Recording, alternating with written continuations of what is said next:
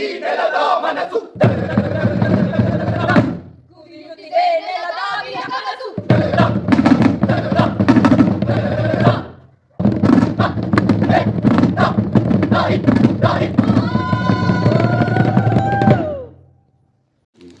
ಸುದರ್ಶನ್ ಅವರೇ, ನನ್ನ ಆತ್ಮೀಯರು, ಸಂಸ್ಕೃತಿ ಚಿಂತಕರು ಮತ್ತು ಹಿರಿಯ ನಾಟಕಕಾರರಾದಂಥ ಶ್ರೀ ಲಕ್ಷ್ಮೀಪತಿ ಕೋಲಾರ್ ಅವರೇ, ಈ ಆದಿಮ ಸಾಂಸ್ಕೃತಿಕ ಕೇಂದ್ರದ ಅಧ್ಯಕ್ಷರಾದಂಥ ಮುನ್ಸ್ವಾಮಿ ಅವರೇ, ಕಾರ್ಯದರ್ಶಿಗಳಾದಂಥ ರಾಮಚಂದ್ರ ಅವರೇ, ಆದಿಮ ಸಾಂಸ್ಕೃತಿಕ ಕೇಂದ್ರದ ಎಲ್ಲ ನನ್ನ ಮೇಲ್ಮೆಯ ಪದಾಧಿಕಾರಿ ಮಿತ್ರರೇ, ಈ ಕಾರ್ಯಕ್ರಮದಲ್ಲಿ ಭಾಗವಹಿಸಿರ್ತಕ್ಕಂಥ ಎಲ್ಲ ಬಂಧುಗಳೇ, ಅಣ್ಣ ತಮ್ಮಂದಿರೇ, ಅಕ್ಕ ತಂಗಿಯರೇ,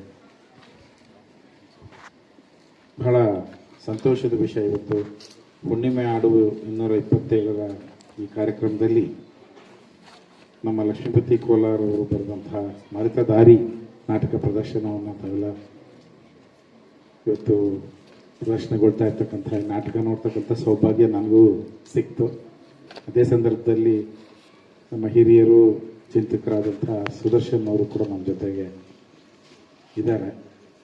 ನಾವುಗಳೆಲ್ಲ ಹಿಂದುಳಿದ ವರ್ಗಗಳ ಚಳವಳಿಯಲ್ಲಿ ಜೊತೆಯಿಂದ ಬಂದವರು, ನಾನು, ಲಕ್ಷ್ಮೀಪತಿಯವರು, ಮುನ್ಸ್ವಾಮಿ ಅವರು ಎಲ್ಲರೂ ಕೂಡ ನಾವು ಅಹಿಂದ ಮಾಡಿದಾಗ ಜೊತೆಯಾಗಿ ಕೋಲಾರ ಇಡೀ ದೇಶದಲ್ಲಿ ಅವಕಾಶ ವಂಚಿತ ಸಮುದಾಯಗಳ ಬಗ್ಗೆ ಮೊದಲು ಕೂಗೆತ್ತಿ ಸಮಾವೇಶ ಆಗಿ ಎಲ್ಲರೂ ಜೊತೆಯಾಗಿ ಸಂಘಟನೆ ಮಾಡಿದಂಥ ಬಹಳ ಪವಿತ್ರವಾದ ಭೂಮಿ ನಮ್ಮ ಕೋಲಾರ ಜಿಲ್ಲೆ ಅನ್ನುವಂಥ ಮಾತನ್ನು ಈ ಸಂದರ್ಭದಲ್ಲಿ ಹೇಳಲಿಕ್ಕೆ ಬಯಸ್ತಾರೆ. ಇವತ್ತೇನಾದ್ರು ಅವಕಾಶ ವಂಚಿತ ಸಮುದಾಯಗಳಿಗೆ ದನಿ ಸಿಕ್ಕಿದ್ರೆ ಅದು ಕೋಲಾರದ ಹೋರಾಟದ ಫಲ. 98ರ ದಶಕದಲ್ಲಿ 97-98ರಲ್ಲಿ ನಾವು ಸಂಘಟನೆ ಮಾಡಿ ನಮ್ಮ ಎಲ್ಲ ಜನರನ್ನ ಒಂದು ಕಡೆ ಸೇರಿಸಿದ್ದು, ಅದರ ಫಲ ಇವತ್ತು ಬಹುಶಃ ಬಹಳಷ್ಟು ಕ್ಷೇತ್ರಗಳಲ್ಲಿ ಅದು ಪರಿಣಾಮವನ್ನು ಬೀರಿದೆ ಎನ್ನುವಂಥ ಮಾತನ್ನು ಈ ಸಂದರ್ಭದಲ್ಲಿ ನಾನು ನೆನೆಸ್ಕೊಳ್ತೀನಿ. ನನಗೂ ಕೂಡ ತುಂಬ ಆಕಸ್ಮಿಕ, ನಾನು ಬೆಂಗಳೂರು ವಿಶ್ವವಿದ್ಯಾಲಯದಲ್ಲಿ 3.5 ದಶಕಗಳ ಕಾಲ ನಾನು ಸೇವೆ ಮಾಡಿದ್ರು ಕೂಡ ನನಗೆ ಕೋಲಾರ, ಚಿಕ್ಕಬಳ್ಳಾಪುರ, ಬೆಂಗಳೂರು ಗ್ರಾಮಾಂತರ ವಿದ್ಯಾರ್ಥಿಗಳ ನಂಟೆ ಹೆಚ್ಚು ಸಂಪರ್ಕ ನಮ್ಮ ವಿದ್ಯಾರ್ಥಿಗಳು ಇದ್ದಂಥದ್ದು. ಮತ್ತು ಬೆಂಗಳೂರು ವಿಶ್ವವಿದ್ಯಾಲಯ ತುಂಬ ಬಲಿಷ್ಠವಾಗಿ ಬೆಳಿಬೇಕಾದ್ರೂ ಕೂಡ ಈ ಭಾಗದ ವಿದ್ಯಾರ್ಥಿಗಳು, ಈ ಭಾಗದ ಎಲ್ಲರ ಜನರ ಸಹಕಾರ ಕೂಡ ಕಾರಣ. ಹಾಗಾಗಿ ನಾನು ಇಲ್ಲಿ ಬಂದು ತುಂಬ ಅನ್ಎಕ್ಸ್ಪೆಕ್ಟೆಡ್, ಐ ನೆವರ್ ಎಕ್ಸ್ಪೆಕ್ಟೆಡ್ ನಾನು ಬರ್ತೀನಿ ಅಂತ. ಅದು ಕೂಡ ಏನೋ ನನ್ನ ಪುಣ್ಯ, ಕೋಲಾರ ಜಿಲ್ಲೆ ಬೆಂಗಳೂರು ಉತ್ತರ ವಿಶ್ವವಿದ್ಯಾಲಯ ನಿಮ್ಮ ಜೊತೆ ಕೆಲಸ ಮಾಡ್ತಕ್ಕಂಥ ಒಂದು ಅವಕಾಶ ಸಿಕ್ಕಿದೆ. ಅದು ವಿಶೇಷವಾಗಿ ಇವತ್ತು ಆದಿಮ ಸಾಂಸ್ಕೃತಿಕ ಕೇಂದ್ರ ಮಾಡ್ತಾ ಇರ್ತಕ್ಕಂಥ ಕೆಲಸ ಬಹುಶಃ ಬಹಳ ತುಂಬ ಕಷ್ಟಪಟ್ಕೊಂಡು ಎಲ್ಲ ನಮ್ಮ ಪದಾಧಿಕಾರಿಗಳು ಇಷ್ಟೊಂದು ಒಳ್ಳೆ ಸಾಂಸ್ಕೃತಿಕ ಕೇಂದ್ರನ ಸ್ಥಾಪನೆ ಮಾಡಿರೋದು ಬಹಳ ನನಗಂತೂ ತುಂಬ ಸಂತೋಷವನ್ನು ತಂದಿದೆ. ವಿಶೇಷವಾಗಿ ನಾವು ಶೋಷಿತ ವರ್ಗಗಳು, ಅವಕಾಶ ವಂಚಿತ ಸಮುದಾಯಗಳು, ಅದರಲ್ಲೂ ಕೂಡ ಈ ಶೂದ್ರ ವರ್ಗ ಸಾಂಸ್ಕೃತಿಕವಾಗಿ ನಾವು ಬಲಿಷ್ಠರಾಗದೇ ಹೋದರೆ ಬಹುಶಃ ಸಂಘಟನೆ ಮಾಡ್ತಕ್ಕಂಥದ್ದು ಬಹಳ ಕಷ್ಟ ಅನ್ನುವಂಥದ್ದು ನನ್ನ ನಂಬಿಕೆ. ಏನು ಬಾಬಾ ಸಾಹೇಬ್ ಅಂಬೇಡ್ಕರ್ ಅವರು ಕೊಟ್ಟಂತಹ ನಮ್ಮ ಭಾರತದ ಸಂವಿಧಾನ ಸಮಸಮಾನತೆಯ ಸಂದೇಶವನ್ನು ಇವತ್ತಿನ ಯುವ ಪೀಳಿಗೆಗೆ ನಾವು ತಲುಪಿಸಬೇಕಾಗಿದೆ. ಬಹುಶಃ ಎಲ್ಲೋ ಒಂದು ಕಡೆ ಅವರ ಮನ ಸೆಳೀತಕ್ಕಂತಹ, ಅವರ ಮನ ಪರಿವರ್ತನೆ ಮಾಡ್ತಕ್ಕಂತಹ ಕೆಲಸವನ್ನು ನಾವು ಬಹುಶಃ ಈ ಥರದ ಸಾಂಸ್ಕೃತಿಕ ಸಂಘಟನೆಗಳು, ಕೇಂದ್ರಗಳು ಮಾಡಬೇಕಾದಂಥ ಅನಿವಾರ್ಯತೆ ಇದೆ ಅಂತ ನಾನು ಭಾವಿಸ್ತೇನೆ. ಏಕೆಂದರೆ ಏನು ನಾವೆಲ್ಲ ಈ ಶೂದ್ರ ಸಂಸ್ಕೃತಿಯಿಂದ ಬಂದಿರತಕ್ಕಂಥ ಎಲ್ಲರೂ ನಾವೆಲ್ಲ ಅಣ್ತಮ್ಮಂದರು. ನಮ್ಮದೇ ಆದಂಥ ಒಂದು ಸಾಂಸ್ಕೃತಿಕ ಪರಂಪರೆ ಇದೆ, ನಮ್ಮದೇ ಆದಂಥ ಕಲೆಗಳಿದೆ. ನಮ್ಮ ವಿದ್ಯಾರ್ಥಿಗಳು, ನಮ್ಮಲ್ಲಿರ್ತಕ್ಕಂಥ ಗಾಯಕರು, ನಮ್ಮಲ್ಲಿರ್ತಕ್ಕಂಥ ನಟರು, ನಮ್ಮಲ್ಲಿರ್ತಕ್ಕಂಥ ಸೃಜನಶೀಲತೆ ಬಹಳ ಪ್ರತಿಭಾವಂತರಿದ್ದಾರೆ. ಸೊ ಆ ಪ್ರತಿಭೆಯನ್ನು ನಾವು ಹೆಕ್ಕಿ ಬಹುಶಃ ಇವತ್ತು ಏನು ಈ ಶೋಷಿತ ವರ್ಗಗಳ ಸಂಘಟನೆಗೆ ಮತ್ತು ಸಮಸಮಾಜದ ಸಂದೇಶವನ್ನು ಇವತ್ತು ಯುವ ಪೀಳಿಗೆ ಇನ್ನು ಹೆಚ್ಚು ಬಿತ್ತದೇ ಹೋದರೆ ಸಾಮಾಜಿಕ ಪರಿವರ್ತನೆ ಆಗಿದೆ, ನಾವಿಲ್ಲ ಅಂತ ಹೇಳಲ್ಲ. ನಮಗೆಲ್ಲ ಸ್ವಾತಂತ್ರ್ಯ ಬಂದದ್ದು ಯಾವಾಗ? ಬಾಬಾ ಸಾಹೇಬ್ ಅಂಬೇಡ್ಕರ್ ಅವರು ಬರೆದಂತಹ ಸಂವಿಧಾನ ಜಾರಿ ಆದ ನಂತರ ನನಗೆ ಸ್ವಾತಂತ್ರ್ಯ ಬಂತು. 1947 ಆಗಸ್ಟ್ 15ಕ್ಕೆ ಬ್ರಿಟಿಷರ್ ಬಿಟ್ಟೋದ್ರು ಕೂಡ ನಾವು ಉಸಿರು ಬಂದದ್ದು ಸಮಸಮಾಜದ ಚಿಂತನೆ ಬಿತ್ತಿದಂತಹ ಬಾಬಾ ಸಾಹೇಬ್ ಅಂಬೇಡ್ಕರ್ ಅವರ ಭಾರತದ ಸಂವಿಧಾನ ಈ ದೇಶದಲ್ಲಿ ಜಾರಿ ಆದ ದಿವಸ. ಇಲ್ಲ ನಮಗೆ ಶಾಲೆಗೆ ಎಲ್ಲಿ ಹೋಗೋಕ್ಕಾಗ್ತಿತ್ತು? ಇವತ್ತು ವಿದ್ಯಾವಂತರೆಲ್ಲ ಆಗ್ತಿದ್ವಿ, ನಮ್ಮೆಲ್ಲ ಹೆಣ್ಮಕ್ಳು ಬಂದು ಇಲ್ಲಿ ಕುತ್ಕೊಳ್ಳೋಕೆ ಕೆಲಸ ಸಾಧ್ಯ ಆಗ್ತಿತ್ತು. ಈ ಅಂಶಗಳ ಬಗ್ಗೆ ನಾವು ಬಹಳಷ್ಟು ಶ್ರೇಣೀಕೃತ ವರ್ಗ ಸಂಘರ್ಷ ಈ ರಾಷ್ಟ್ರ. ಏನೋ ಪುಣ್ಯಕ್ಕೆ ಮೈಸೂರು ಮಹಾರಾಜರು ನಮ್ಮ ಹಿರಿಯರಂತ ಸುದರ್ಶನ್ ಅವರು ಹೇಳಿದ ಹಾಗೆ ನಾಲ್ವಡಿ ಕೃಷ್ಣರಾಜ ಒಡೆಯರ್ ಅವರು ಸ್ವಲ್ಪ ಪ್ರೋಗ್ರೆಸಿವ್ ಆಗಿ ಪ್ರಗತಿಪರ ಚಿಂತನೆ ಇಟ್ಕೊಂಡಿದ್ರು ಅಂತ ಬಿಟ್ರೆ ನಮ್ಮ ಕಾಲದಲ್ಲಿ ಮಹಾರಾಜರ ಮಗ ಮಹಾರಾಜ, ಮಹಾರಾಣಿ ಮಗಳು ಮಹಾರಾಣಿ. ಆದರೆ ಬಾಬಾ ಸಾಹೇಬ್ ಅಂಬೇಡ್ಕರ್ ಅವರು ಕೊಟ್ಟಂತ ಭಾರತ ಸಂವಿಧಾನದ ಶಕ್ತಿ ನೋಡಿ, ಬ್ಯೂಟಿ ಆಫ್ ಡೆಮಾಕ್ರಸಿ, ಪ್ರಜಾಪ್ರಭುತ್ವವನ್ನು ನಮಗೆ ಕೊಟ್ಟರು. ಯಾರು ಏನ್ ಬೇಕಾದ್ರೂ ಆಗ್ಬೋದು ಈ ದೇಶದಲ್ಲಿ. ಈ ರಾಷ್ಟ್ರದ ಅಧಿಕಾರದ ತೀರ್ಮಾನ ಮಾಡ್ತಕ್ಕಂಥ ಸ್ಥಳಗಳಲ್ಲಿ ಯಾರು ಬೇಕಾದ್ರೂ ಕುತ್ಕೋಬಹುದು, ಯಾರು ಬೇಕಾದ್ರೂ ರಾಜಕೀಯಕ್ಕೆ ಬರ್ಬೋದು, ಯಾರು ಬೇಕಾದ್ರೂ ಇವತ್ತು ದೇಶದ ಚುಕ್ಕಾಣಿಯನ್ನು ಹಿಡಿತಕ್ಕಂಥ ಅವಕಾಶ ಕೊಟ್ಟಿರ್ತಕ್ಕಂಥದ್ದು ಭಾರತದ ಸಂವಿಧಾನ. ಇದನ್ನ ನಾವಿವತ್ತು ಯುವ ಪೀಳಿಗೆಗೆ ಅವರ ಮನಸ್ಸಲ್ಲಿ ಬಿತ್ತಕ್ಕಂತಹ ಕೆಲಸವನ್ನು ಮಾಡಬೇಕಾಗಿದೆ. ಯಾಕೆಂದ್ರೆ ನಾವುಗಳೆಲ್ಲ ಹುಟ್ಟಿದಾಗ ನಾವು 50-60 ದಶಕದಲ್ಲಿ ಹುಟ್ಟಿದವ್ರಿಗೆ ಇನ್ನೂ ನಮಗೆ ಸ್ವಾತಂತ್ರ್ಯದ ಕಂಪಿತ್ತು. ಆದ್ರೆ ಇವತ್ತಿನ ಯುವ ಪೀಳಿಗೆ ಏನಾಗಿದೆ, ಈ ತಂತ್ರಜ್ಞಾನದ ಭರಾಟೆಯಲ್ಲಿ ಎಲ್ಲೋ ನಾವು ಸ್ವಲ್ಪ ಇನ್ನೂ ಕೂಡ ಬಾಬಾ ಸಾಹೇಬರು ಒಂದು ಮಾತನ್ನು ಬಹಳ ಎಚ್ಚರಿಕೆಯಿಂದ ಹೇಳ್ತಾರೆ. ಎಲ್ಲರೂ ನಾವು ಎಲ್ಲ ಶೋಷಿತ ವರ್ಗದ ಅವಕಾಶ ವಂಚಿತ ಸಮುದಾಯದಿಂದ ಬಂದ ಎಲ್ಲ ಅಣ್ಣ ತಮ್ಮಂದ್ರು, ಅಕ್ಕ ತಂಗಿಯರು ಬಾಬಾ ಸಾಹೇಬ್ ಅಂಬೇಡ್ಕರ್ ಅವರು ಹೇಳೋ ಮಾತನ್ನು ಅರ್ಥ ಮಾಡ್ಕೋಬೇಕು. ಯಾವ ವ್ಯಕ್ತಿಗೆ ತನ್ನ ಹಿನ್ನೆಲೆ, ಯಾವ ವ್ಯಕ್ತಿಗೆ ತನ್ನ ಇತಿಹಾಸ ಗೊತ್ತಿಲ್ಲ, ಅವನ ಇತಿಹಾಸವನ್ನ ನಿರ್ಮಾಣ ಮಾಡಲಿಕ್ಕೆ ಸಾಧ್ಯ ಇಲ್ಲ. ಬಾಬಾ ಸಾಹೇಬ್ ಬಹಳ ಎಚ್ಚರಿಕೆಯಿಂದ ಮಾತನ್ನು ಹೇಳಿದ್ದಾರೆ. ಹಾಗಾಗಿ ನಾನು ಬಂದಂತಹ ಮೂಲ ಏನು, ನಾನು ಎಲ್ಲಿಂದ ಬಂದೆ, ನನ್ನ ಇತಿಹಾಸ ಏನು ಅನ್ನೋದನ್ನು ಅರಿತುಕೊಂಡು ನಾವು ಇವತ್ತು ಸಮಾಜದ ಕನಸನ್ನ ನನಸು ಮಾಡಬೇಕಾದ್ರೆ ನಾವೆಲ್ಲ ಒಟ್ಟಿಗೆ ಕೈ ಜೋಡಿಸ್ಬೇಕು.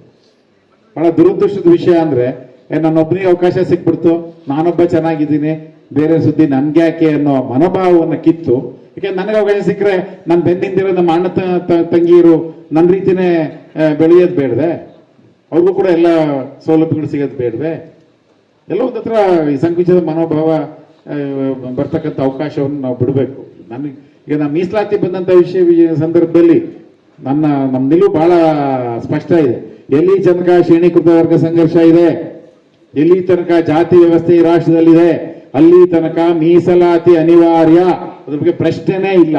ಆದ್ರೆ ಇವತ್ತಿನ ಯುವ ಪೀಳಿಗೆ ಎಲ್ಲ ನಾನು ನಮ್ಮ ಇವತ್ತಿನ ಚರ್ಚೆಗಳಲ್ಲಿ ಮಾತನಾಡೋದು ನಮ್ಮ ಹುಡುಗರೇ, ಬೇರೆ ಆದ್ರೆ ಬಿಡ್ರಿ, ನಮ್ಮ ಹುಡುಗರೇ. ಒಂದು ಯಾವುದೋ ಸಾಫ್ಟ್ವೇರ್ ಇಂಜಿನಿಯರ್ಸ್ ಸಭೆಗೆ ಹೋಗಿದ್ದೆ ಸರ್. ಕೆಳಗಡೆ ಬಾಬಾ ಸಾಹೇಬ್ ಅಂಬೇಡ್ಕರ್ ಅವ್ರ ಫೋಟೋ, ಬಲಗಡೆ ದೇವರಾಜ ಅರಸಲ್ ಫೋಟೋ. ಯಾರು ಸೇರಿದ್ರೆ ಎಲ್ಲ ಇಂಜಿನಿಯರ್ ಎಲ್ಲ ನಮ್ಮವೇ, ಐದನೇ ವರ್ಗದ ಅಣ್ಣ ತಮ್ಮಂದ್ರು ಸೇರಿದ್ರು. ನನ್ನ ಕರೆದ್ರು ಬರಬಹುದು. ಒಬ್ಬ ಭಾಷಣ ಮಾಡ್ತಾನೆ, reservation should go from this country. ನೀನೆಲ್ಲಿಂದ ಬಂದಪ್ಪ ಸ್ವಾಮಿ, ನಿಮ್ಮ ಅಪ್ಪ ಈ ಕೆಲಸ ಮಾಡ್ತಿದ್ದಪ್ಪ. ನಾನು ಮೇಷ್ಟ್ರು, ಅದು ಪತ್ರಿಕೋದ್ಯಮ ಪಾಠ ಮಾಡ್ರೆ ಮೇಷ್ಟ್ರು. ಕೇಳೋದು, ಏನಪ್ಪ ನಿಮ್ಮ ಅಪ್ಪನ ಹೆಸರು ಏನಪ್ಪ? ನಮ್ಮಪ್ಪ ಹಿಂಗೆ ಸರ್. ಯಾವ ಕ್ಯಾಟಗರಿ ಅಪ್ಪ, ಎಲ್ಲಿಂದ ಬಂದಪ್ಪ, PUC ಅಲ್ಲಿ ಸೀಟ್ ಸಿಕ್ತಪ್ಪ, ಇಂಜಿನಿಯರಿಂಗ್ ಹೆಂಗ್ ಸಿಕ್ತಪ್ಪ, ಯೂನಿವರ್ಸಿಟೀಸ್ ಅಲ್ಲಿ ನಿನಗೆ 2.5 ಲಕ್ಷ ಸಂಬಳ ಕೊಟ್ಬಿಟ್ರೆ ಮೀಸಲಾತಿ ಹೋಗ್ಬೇಕು ಈ ದೇಶದಿಂದ ಅಂತಿಲ್ಲ. ನನ್ ಬೆನ್ನಿಂದಿರೋ ಅಣ್ಣ ತಮ್ಮಂದ್ರೆ ಅಕ್ಕ ತಂಗಿರಲ್ಲ, ಎಲ್ಲಿ ಹೋಗ್ಬೇಕು, ಎಲ್ಲರಿಗೂ ಅವಕಾಶ ಸಿಗ್ತದ? ನಮ್ಮ ಪರಿಸ್ಥಿತಿ ಹೇಳ್ರಿ. ಆಮೇಲೆ ಅವ್ರ ಮನ ಪರಿವರ್ತನೆ ಮಾಡ್ಬೇಕಾದ್ರೆ 1.5 ಗಂಟೆ ಬೇಕಾಯ್ತು ನನಗೆ. ಇಲ್ಲ ಸರ್ ತಪ್ಪಾಯ್ತು, ಕ್ಷಮಿಸ್ಬ. ನಾನು ಹೇಳ್ದೆ, ಉದಾಹರಣೆಗಳು ಸಹಿತ ಹೇಳ್ದೆ ನಾನು. ಹೌದಪ್ಪ, ಮೀಸಲಾತಿ ಯಾಕೆ ಅನಿವಾರ್ಯ? ಈ ರಾಷ್ಟ್ರದಲ್ಲಿ ಮೀಸಲಾತಿ ಇಲ್ಲದೆ ನಾನು ನೀನು ಇಬ್ರು ಎಲ್ಲಿರ್ತಿದ್ವೋ ಸ್ವಾಮಿ, ಎಲ್ಲಿರ್ತಿದ್ದಪ್ಪ? ಇಲ್ಲ ಸರ್ ನನಗೆ ಗೊತ್ತಾಗ್ಲಿಲ್ಲ. ಸೊ ಎಲ್ಲ ಒಂದು ಹತ್ರ ನಾವೆಲ್ಲ ಕೀಳಿರಮೆ ಬೇಡ. ಹೌದು, ಈ ಶೋಷಿತ ವರ್ಗದಲ್ಲಿ ನಾನು ಹುಟ್ಟಿದ್ದೀನಿ ನಿಜ. ನನಗೇನು ಎಲ್ಲಾ ಕ್ಷೇತ್ರಗಳಲ್ಲೂ ನಮ್ಮ ಹುಡುಗರಿಗೆ ಅವಕಾಶ ಸಿಗ್ಬೇಕೀಗ. ಕನ್ನಡ ಮೀಡಿಯಂ ಅಲ್ಲಿ ಓದಿರೋರು, ಹಳ್ಳಿಗಾಡಿನಲ್ಲಿ ಹುಟ್ಟಿರೋರು, ಅವಕಾಶ ವಂಚಿತ ಸಮುದಾಯಗಳಿಂದ ಬಂದಿರೋರು ಎಲ್ಲರಿಗೂ ಕೂಡ ಎಲ್ಲಾ ಕ್ಷೇತ್ರದಲ್ಲೂ ಅವಕಾಶ ಸಿಗ್ಬೇಕು. ಆ ನಿಟ್ಟಲ್ಲಿ ನಾವೆಲ್ಲ ಬಾಬಾ ಸಾಹೇಬ್ ಅಂಬೇಡ್ಕರ್ ಅವರ ಪ್ರತಿನಿಧಿಗಳಾಗಿ ಈ ಸಮಾಜದಲ್ಲಿ ಕೆಲಸ ಮಾಡಬೇಕು. ನಮ್ಮೆಲ್ಲರ ನೈತಿಕತೆ ಇದೆ, ನಮ್ಮೆಲ್ಲರಿಗೂ ಹೊಣೆಗಾರಿಕೆ ಇದೆ. ಆ ನಿಟ್ಟಿನಲ್ಲಿ ನಮ್ಮ ಆದಿಮ ಸಾಂಸ್ಕೃತಿಕ ಕೇಂದ್ರ ಒಳ್ಳೆ ಕೆಲಸವನ್ನು ಮಾಡ್ತಾ ಇದೆ. ಇನ್ನೂ ಕೂಡ ಈ ಸಾಂಸ್ಕೃತಿಕ ಕೇಂದ್ರ ಇನ್ನು ಹೆಚ್ಚು, ಯಾಕೆಂದ್ರೆ ನನ್ನ ಪ್ರಕಾರ ನಮ್ಮನ್ನೆಲ್ಲ ಒಂದ್ ಕಡೆ ಎಳಿಬೇಕು ಅಂದ್ರೆ it is possible only through ನಮ್ಮ ಕಲ್ಚರಲ್ ಮೂವ್ಮೆಂಟ್.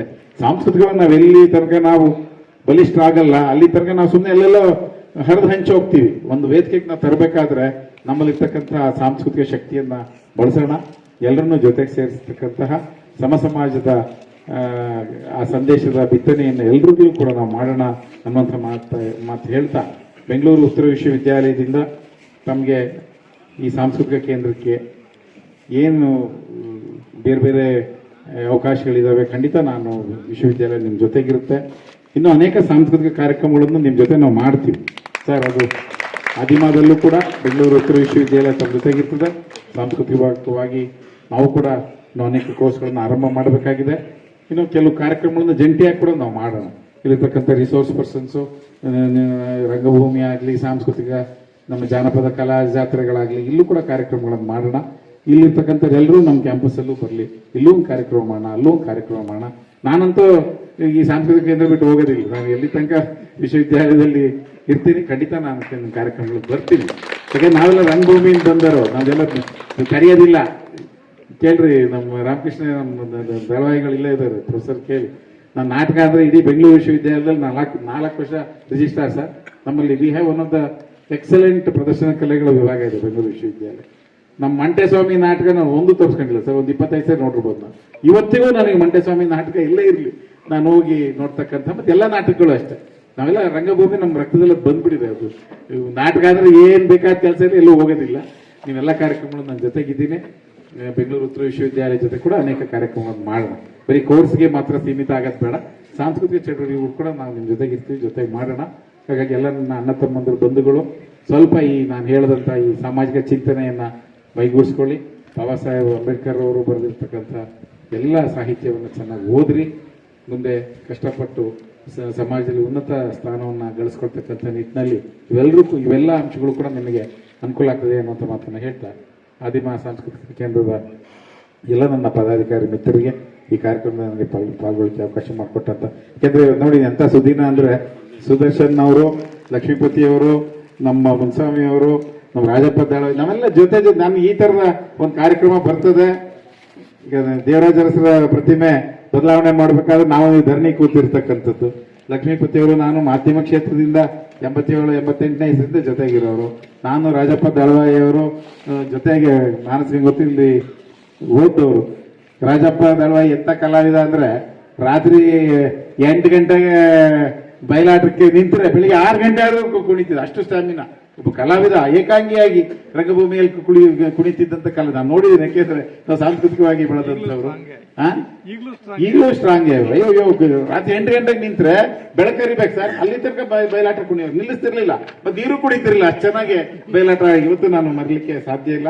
ಇನ್ನು ಮುನ್ಸ್ವಾಮಿ ಅವರು ಕೂಡ ನಾನು ಜೊತೆಗೆ ಅವಾಗಿಂದ ನಾನು ಜೊತೆಗೆ DSS ಆರಂಭದಿಂದಲೂ ಕೂಡ ನಾವೆಲ್ಲ ಜೊತೆಗೆ ಇರ್ತಕ್ಕಂಥವ್ರು. ಹಾಗಾಗಿ ಬಹಳ ಜನ ಸ್ನೇಹಿತರಿದ್ದೀರಿ, ಬಹಳ ಜನ ವಿದ್ಯಾರ್ಥಿಗಳಿದ್ದೀರಿ. ನನಗೆ ಈ ಥರದ ಒಂದು ಈವೆಂಟ್ ಬಸ್ ನನ್ನ ಜೀವನದಲ್ಲಿ ಸಿಗುತ್ತೆ ಅನ್ನೋ ಒಂದು ನಾನು ಕೋಲಾರ ಜಿಲ್ಲೆಯಲ್ಲಿ ಹುಟ್ಟಿಲ್ಲ ಅಷ್ಟೇ, ಆದರೆ ನಾನೆಲ್ಲ ನಂಟು ಗೆಳೆಯರು ಹೆಚ್ಚು ಸಂಪರ್ಕ ಈ ಜಿಲ್ಲೆನಲ್ಲಿದೆ. ಹಾಗಾಗಿ ನಿಮ್ಮೆಲ್ಲರಿಗೂ ಶುಭವಾಗಲಿ ಅಂತ ಹಾರೈಸಿ ಈ ಕಾರ್ಯಕ್ರಮಕ್ಕೆ ಪಾಲ್ಗೊಳ್ಳಕ್ಕೆ ಅವಕಾಶ ಮಾಡಿಕೊಟ್ಟು ಎಲ್ರಿಗೂ ವಂದಿಸಿ, ಮುಂದೆ ಈ ಸಾಂಸ್ಕೃತಿಕ ಕೇಂದ್ರ ಆದಿಮ ಅಂತಾರಾಷ್ಟ್ರೀಯ ಮಟ್ಟದಲ್ಲಿ ಬೆಳೀಲಿ, ಇನ್ನು ಒಳ್ಳೊಳ್ಳೆ ಪ್ರತಿಭೆಗಳನ್ನು ತಯಾರು ಮಾಡಲಿ ಅಂತ ಹಾರೈಸಿ ನಾನು ಮಾತು ನಮಸ್ಕಾರ. ನಾನು ಲಕ್ಷ್ಮೀಪತಿಯವರು ಪಕ್ಕ ಕುತ್ಕೊಂಡು ನಾಟಕ ನೋಡಿದ್ವಿ. ನಾಟಕದ ಕರ್ತು ಜೊತೆ ನಾಟಕ ನೋಡೋದೊಂದು ಭಾಗ್ಯ ಅದು. ಹಾಗಾಗಿ ನಾನು ಅವ್ರು ಹೇಳ್ತಾನೆ ಇದ್ದೆ ಒಂದೊಂದು ಪಾಯಿಂಟ್ಸು. ನನಗಂತೂ ತುಂಬ ಸಂತೋಷ ಆಯಿತು, ಭಾಳ ಖುಷಿ ಆಯಿತು. ರಾಜಪ್ಪ ದಳವಾಯಿಯವರು ಹೇಳಿದ ಹಾಗೆ ಈ ಪರಿಸರದಲ್ಲಿ ನಾಟಕ ಮಾಡ್ತಕ್ಕಂಥದ್ದು ಅಷ್ಟು ಸುಲಭ ಅಲ್ಲ.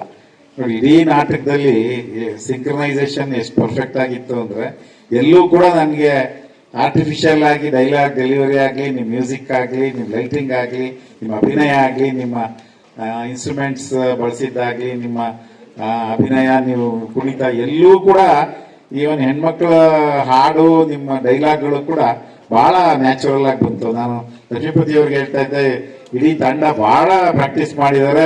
ನಾನು ಬಹುಶಃ ನಮ್ಮ ನಿರ್ದೇಶಕರಿಗೆ ಅಭಿನಂದನೆಗಳನ್ನು ಹೇಳಲಿಕ್ಕೆ ಬಯಸ್ತೇನೆ. ಯಾಕೆಂದ್ರೆ ನಮ್ಮ ಹತ್ರ ರಾಜಪ್ಪ ದಳವಾಯಿ ಅವರೆಲ್ಲ ನಾಟಕದ ಬಗ್ಗೆ ಮಾತಾಡ್ತಾರೆ, ಆದ್ರೆ ನನ್ನ ಹತ್ರ ಸರ್ಟಿಫಿಕೇಟ್ ತಗೊಳ್ಳೋದು ಬಹಳ ಕಷ್ಟ. ಯಾಕೆಂದ್ರೆ ನಾನು ಮೂಲ ಲಕ್ಷ್ಮೀಪತಿ ಗೊತ್ತಿದೆ ಅದು, ನಾನು ಮೂಲ ವಿಮರ್ಶೆಯಿಂದ ಬಂದವನು. ರಂಗಭೂಮಿ ನಾನೇ ನಾಟಕ ಮಾಡಿದ್ರು ಕೂಡ ನಮ್ಮ ಹತ್ರ ಸರ್ಟಿಫಿಕೇಟ್ ತಗೊಳ್ಳೋದು ಅಷ್ಟು ಸುಲಭ ಅಲ್ಲ. ಸೊ ಇಟ್ಸ್ ತುಂಬಾ ಪರಿಸರದ ಮಧ್ಯೆ ಇಷ್ಟು ಚೆನ್ನಾಗಿ ನೀವು ನಾಟಕ ಮಾಡ್ತೀರಿ ಅಂತ ಕಲ್ಪನೆ ಕೂಡ ಇರಲಿಲ್ಲ. ತುಂಬಾ ಚೆನ್ನಾಗಿ ಮಾಡಿದ್ರೆ ಕಂಟಿನ್ಯೂಟಿ ಆಗಲಿ, ಎಲ್ಲೂ ಕೂಡ ಬ್ರೇಕ್ ಆಗಲಿಲ್ಲ. ಯಾಕೆಂದ್ರೆ ನೀವು ಆ ಟೈಮ್ ಮೇಂಟೈನ್ ಮಾಡ್ತಿದ್ದು, ಓಡ್ತಿದ್ದು, ಪಂಚ್ಗಳನ್ನು ಮೇಂಟೈನ್ ಮಾಡಿದ್ದು, ಮತ್ತೆ ಬೇರೆ ಬೇರೆ ಮುಖವಾಡಗಳಲ್ಲಿ ಎಂಟ್ರಾಗೋ ಇವರು ನಿಮ್ಮ ಯುವರಾಜನ್ ಪಾತ್ರ, ಆಮೇಲೆ ಎಲ್ಲ ಹೆಣ್ಮಕ್ಳು ಕೂಡ ಬಹಳ, ಆಮೇಲೆ ಎಲ್ಲದಕ್ಕೆ ಲಾಸ್ಟ್ ಇಬ್ಬರು ಬರ್ತಾರಲ್ಲ ನಿಮ್ಮ ಮಂತ್ರವಾದಿಗಳು, ಎರಡು ಎಷ್ಟು ನ್ಯಾಚುರಲ್ ಆಗಿತ್ತು ಅಂದ್ರೆ ಎಲ್ಲೂ ಕೂಡ ನನಗೆ ಒಂಚೂರಾದ್ರೂ ಆರ್ಟಿಫಿಷಿಯಾಲಿಟಿ ಇದೆ ಅಂತ ಅನ್ನಿಸ್ಲಿಲ್ಲ. ಹಾಗಾಗಿ ಬಹಳ ಚೆನ್ನಾಗಿ ಅಭ್ಯಾಸ ಮಾಡಿದಿರಿ. ಇದೇ ರೀತಿ ಯಶಸ್ವಿ ಪ್ರಯೋಗ ಇನ್ನೂ ಬಹಳಷ್ಟು ಪ್ರಯೋಗಗಳು ಆಗಲಿ. ನೋಡಿ, ನಮ್ಮ ಲಕ್ಷ್ಮೀಪತಿ ಅವರು ಎಷ್ಟೋ ಅಧ್ಯಯನ ಮಾಡಿದ್ದಾರೆ. ಒಂದು ನಾಟಕ ಬರೀಬೇಕಾದ್ರೆ ಹಿನ್ನೆಲೆ ಎಷ್ಟಿದೆ, ನಮಗೆ ಎಷ್ಟೋ ವಿಷಯಗಳು ಗೊತ್ತಿಲ್ಲ. ಬಹಳ ದೊಡ್ಡ ಸ್ಕಾಲರ್ ಅವರು. ಹಾಗಾಗಿ ಇದೇ ರೀತಿ ನಿಮ್ಮ ಯಾತ್ರೆ ಮುಂದುವರಿಲಿ. ನಿಮ್ಮೆಲ್ಲರಿಗೂ ಒಳ್ಳೆ ಪ್ರತಿಭಾವಂತರಿದ್ದೀರಿ, ಒಳ್ಳೆ ಟ್ಯಾಲೆಂಟೆಡ್ ಇದ್ದೀರಿ. ಇಡೀ ಟೀಮು ಏಕೆಂದ್ರೆ ಒಂದು ನಾಟಕ ಯಶಸ್ವಿ ಆಗ್ಬೇಕಾದ್ರೆ ನಿಮ್ಮ ಕಾಸ್ಟ್ಯೂಮಿಂದ, ನಟನೆಯಿಂದ, ಸಂಗೀತದಿಂದ, ಲೈಟಿಂಗಿಂದ ಯಾವುದೋ ಒಂದು ಫ್ಯಾಕ್ಟ್ರಲ್ಲಿ ಆಗಲ್ಲ. ನಾಟಕದ ಕರ್ತೃದಿಂದ ಹಿಡಿದು ನಿಮ್ಮ ನಿರ್ದೇಶಕರ ಮಾರ್ಗದರ್ಶನದಿಂದ ಹಿಡಿದು ನಿಮ್ಮ ಮ್ಯೂಸಿಕ್ಕು, ಡೈಲಾಗ್ ಡೆಲಿವರಿ, ನಿಮ್ಮ ಕಾಸ್ಟ್ಯೂಮು, ನೀವು ಯಾವ ರೀತಿ ಟೈಮ್ ಮೇಂಟೈನ್ ಮಾಡಿದ್ರಿ ಎಲ್ಲದೂ ನೋಡಿದ್ರೆ ಭಾಳ ಅಚ್ಚುಕಟ್ಟಾಗಿ ಮೂಡಿ ಬಂದಿದೆ. ನಿಮ್ಮೆಲ್ಲರಿಗೂ ಹಾರ್ದಿಕ ಅಭಿನಂದನೆಗಳು, ಒಳ್ಳೆಯದಾಗಲಿ ಅಂತ ಹಾರೈಸ್ತೀನಿ. ನಮಸ್ಕಾರ.